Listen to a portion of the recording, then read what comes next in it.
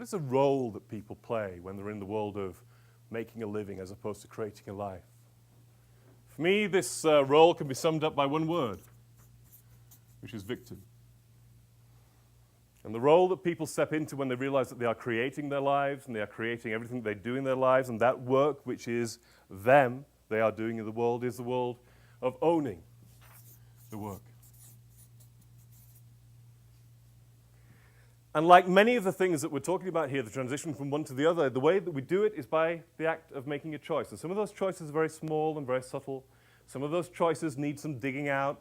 If we work with a coach or work with a therapist or work with a friend, somebody who can give us some advice and really say, this is not serving you. The work that you're doing at the moment is not serving you. It's making you bad tired. It's making you good tired. Some of those choices can be very hard to get out. Some of the choices are very easy. Some of the choices you've been given, you can say, no.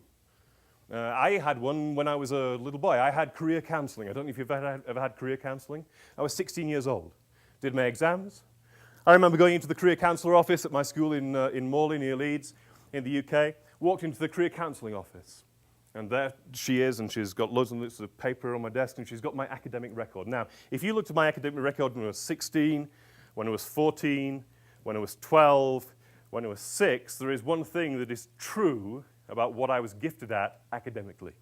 It is English language and literature.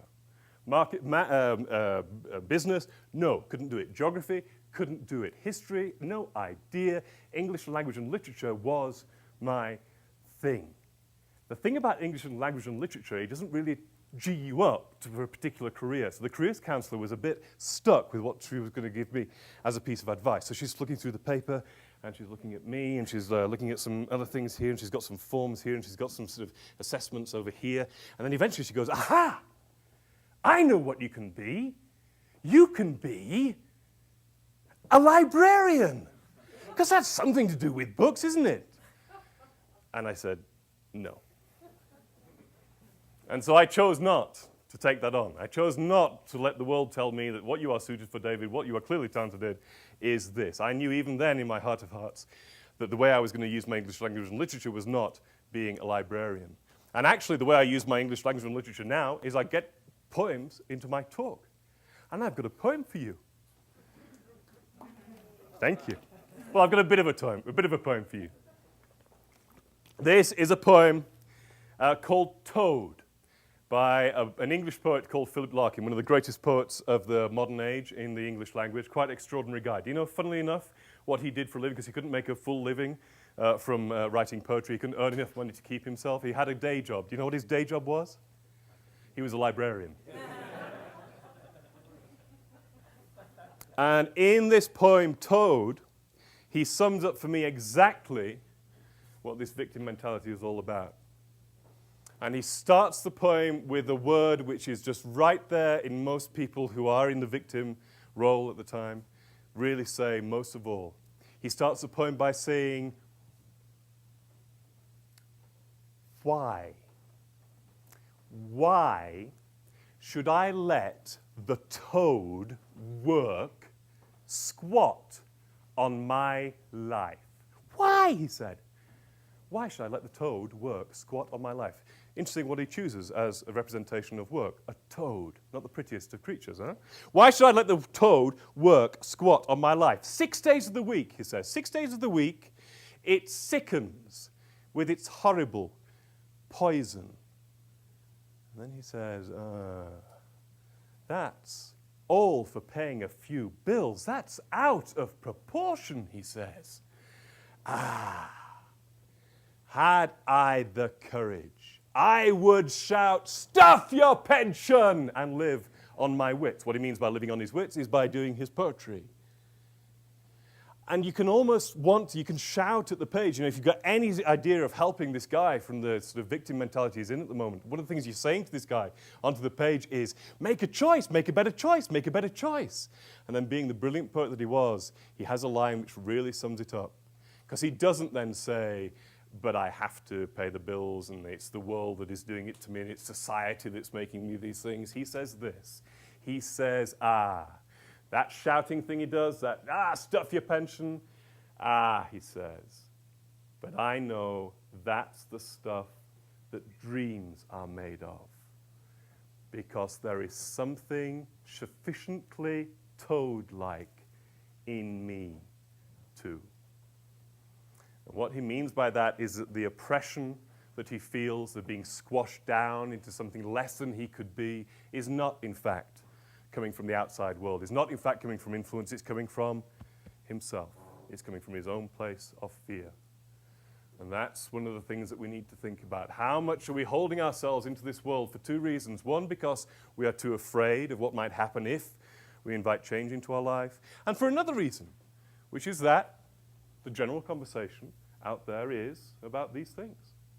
One of the things I experience in my consulting is that people will say, in organizations, they will have this sort of victim conversation going on all the time. One of the things that creates ownership is by taking accountability for your problems, being responsible for the things that you're experiencing that you don't want. And that is so lacking in most organizations I meet. Here's how it works. I don't know if any of you are consultants, if you ever want to be a consultant, here's how to be a consultant. What happens is you get a call from the CEO. The CEO says, David, we have a problem. And you say, okay, well, never mind, I'm a consultant. I can help you with your problem. Tell me more about it. And you sit and you employ your active listening skills. And at the end of the CEO's talk, you say, thank you very much indeed for the insights about your problem. What I'm going to do now is go into the research and discovery phase of my consulting cycle. That's very expensive, but that's what I'm going to do. And so you go off into the research and discovery phase of the consulting cycle. What that actually means is you go and talk to all the employees about the problem.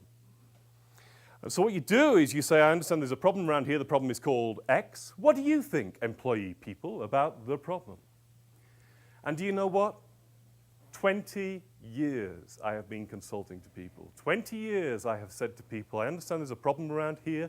And they said, oh, yes, there is this problem, I assure you. 20 years I have never heard anybody say, and you know what, David? I think I might have something to do with that. I think I actually, and my teammates here, we might actually be at the source of some of that problem. We actually might be contributing to that problem. Never, ever, ever heard that. What I hear is people say, yes, David, very good, very insightful. That is the problem around here.